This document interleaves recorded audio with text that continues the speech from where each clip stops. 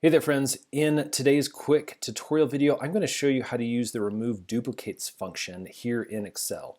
Okay, so as you can see, I have a very simple spreadsheet here with the sales team and their numbers. Now again, this obviously is something easy. We could discover duplicates. In fact, we have one. We have Joe here who's mentioned, and then we also have Joe again down at the bottom. So again, we'd want to duplicate that doubled up data.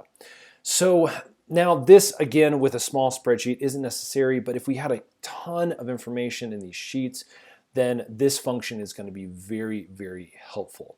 So what we want to do in this case, I'm going to go ahead and select the whole sheet by clicking this little box up to the left. And again, that's going to select all of our columns and all of our rows. It just means I want the search query to look at the entire sheet.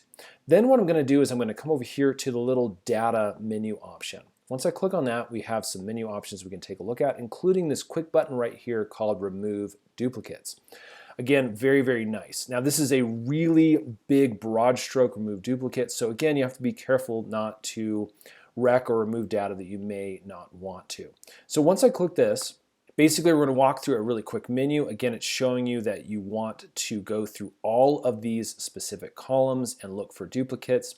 If your list has headers that maybe have duplicates and you want to click on this, there's options up there as well. Again, we'll do a very quick example by making sure everything is selected.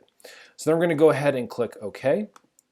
And it's that simple. So as you can see, 4 duplicate values were found. And basically what that did is it just removed our duplicate of Joe and it's showing how many unique values remain. I could click OK. And that row was completely removed automatically. Now again, if you wanted to undo this, you could just hit that Command Z on a Mac, and as you can see, the Joe line will show back up. So that is, again, a very quick top-level example of how to remove duplicates. You can go ahead and use this function. Again, be careful because it does do a very quick heavy removal, and you want to make sure that data isn't lost. Hope that does help, friends. If it does, hit that thumbs up button for us. Stay tuned, subscribe. We're making a ton more Excel videos. Those will be released really soon.